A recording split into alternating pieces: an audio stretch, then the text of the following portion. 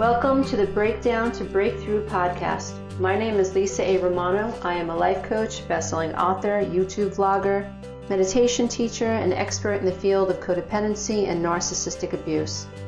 I am a believer in the power of an organized mind. My aim is to help people learn what it means to live above the veil of consciousness rather than living a reactive life.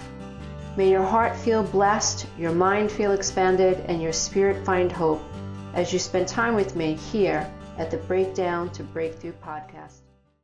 So today we're going to be talking about your soul's path and some of the ideas that get in the way of someone from being able to experience abundance, joy, contentment, clarity, confidence, and ownership over their lives.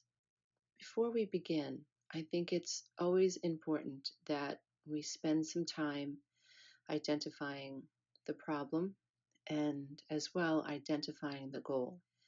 Many of us incarnate on planet Earth into families that are unaware, into families that live below the veil of consciousness, into families that have a destructive mindset, into families that are full of fear, full of addiction, full of emotional neglect, anger, scapegoating, triangulation, addiction, and even mental health issues that are not being diagnosed, they're being ignored. Many of us are born into these family systems and do not realize the system is sick. It is not a system that is cohesive for a soul's expansion. In fact, the systems that we are born into work against our soul's expansion. We just do what we've been taught to do. Through example, we imitate everything. We don't even realize we imitate everything. What do we imitate? We imitate the way our parents think. We imitate the way they relate to people. We imitate what they believe. We imitate what they don't believe. Our mind is not our own. When we incarnate on planet Earth, the way that we think is affected by the people we come in contact with, by what we are exposed to. And if that were not difficult enough, dear one, there's also default settings of the brain that a soul has got to navigate when they incarnate on planet Earth. So not only are we being conditioned by the outer world, we are born with default settings of the brain. We are born with a default process of what we can consider our psyche. So our psyche will develop and grow according to default settings. Freud talks about the id, the ego, and the superego, while Jung speaks about the subconscious mind. And he is famously known for the phrase that states that until you make that which is unconscious conscious, it will dictate your life, and you will call it fate. My line is, it's not you, it's your programming. Basically saying that what happened to you in your childhood is affecting you today, whether you consciously awaken to that reality or not. I find it terrifying as well as exciting to investigate what happened in the past. How has that shaped the way that I think? How has it shaped these belief systems? And deeper, dear one, deeper, how has it affected my neurology? The actual neural pathways in my brain that fire rapidly, that are processing internal information at laser-like speed, faster than any computer anywhere in the world. Your brain is processing internal data as well as external data. So your brain is receiving information from its 5 senses, while at the same time it is receiving information that has been stored within your being on a visceral level. So when that cashier at the store has a snarky remark, guess what? If that snarky remark the way she says it, the way she looks at you, the tone in her voice, if that triggers a memory of the way your sister used to speak to you when you were teenagers, your brain is not only responding to that cashier, your brain is responding to the visceral stored information from the painful event from the past. It is super difficult to be a human being and to work all this out and land at a place where we have the clarity, the confidence, and the ownership over our lives. But in my opinion, that is why we are here. We are here to master the external experiences, to detach from the illusions of ego, to break away from what we have been conditioned to think so that we can find our own path. I liken it to having your skin ripped off, and I know that's a very graphic explanation, but when you are separating yourself from conditioning, when you are looking at your family of origin and you're questioning what you have been taught to believe about yourself, about others who are different than you, about the world, about money, about your innate gifts, about your potential, when you begin to question the conditioning of your childhood home, you are left at an abyss. What now? It is exciting, but it is terrifying at the same time. I've gone through this process. There are many, many dark nights of the soul when one realizes I must rebuke everything and figure out who I am. What are my innate gifts? What are the gifts that I can bring to the world that my family of origin told me I couldn't do, I was incapable of doing? You don't have to tell a child that they're incapable. You just have to ignore them. You just have to pretend that they don't exist. You just have to not celebrate their successes. Children must be encouraged for their innate gifts. They must be told that they can do anything. They must be encouraged to believe in themselves. This is the way a child develops self-efficacy. This is the way a child develops the confidence to peruse the landscape of the environment and decide who they are. Far too often, parents who have a lack mindset, who believe that they have to follow a certain order of things, they have to conform, often these parents will manipulate divine guidance right out of their children. So if a child comes into a family of origin wishing to be a musician or an artist, or in my case, an author, the family that is struck, living in survival, who believes that they can't break out of the experiences that they're having. They can't foresee any way to experience abundance except working the way their parents have worked. This type of a parent, this type of a home will suffocate the innate gifts out of a child. And over time, the child forgets and we become so conditioned that they will not pay attention to their gifts. They will disown the self for the sake of conformity. The child will believe in scarcity. And yet we know that there are people who make their own way. We know that we most admire people who are their own person. We know that we tend to gravitate towards people who have rebuked the past and decided bit by bit, this is my new life. This is the direction I'm taking. Your soul has come to be an expansive, growing thing.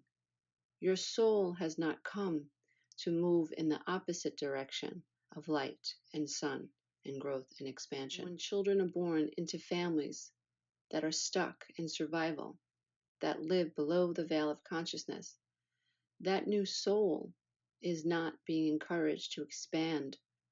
That new soul is being conditioned for constriction. That is where anxiety comes from.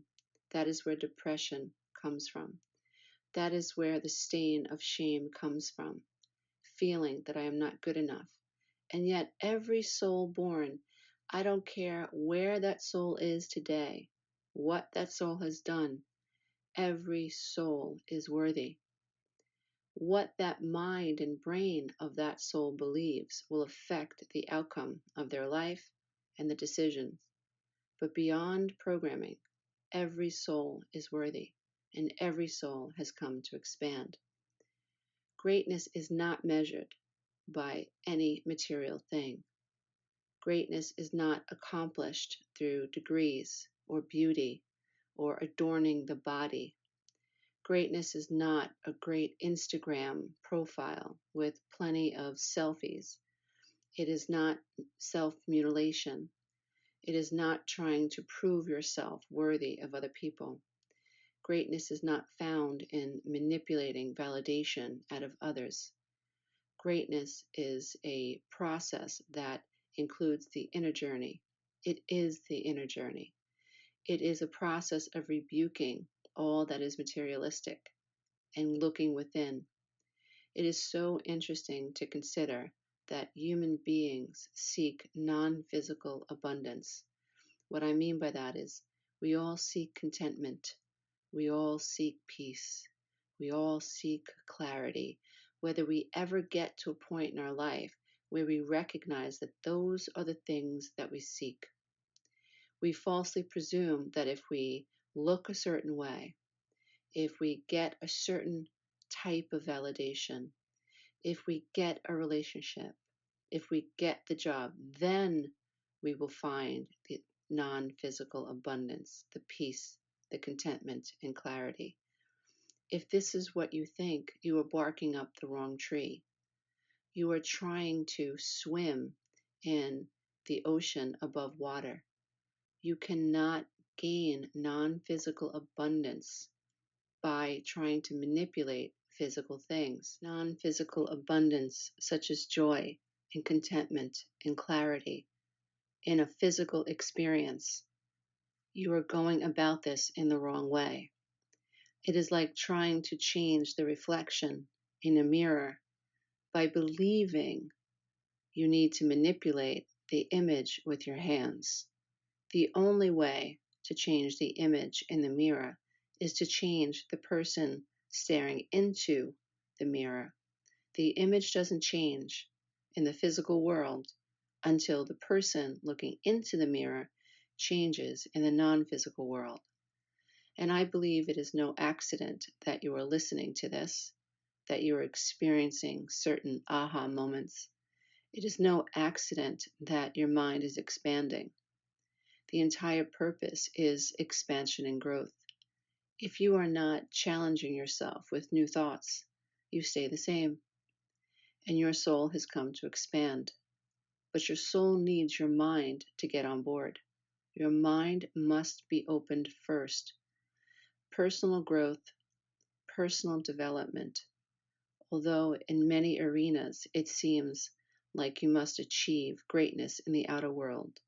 You have to make more money. You have to impress more people.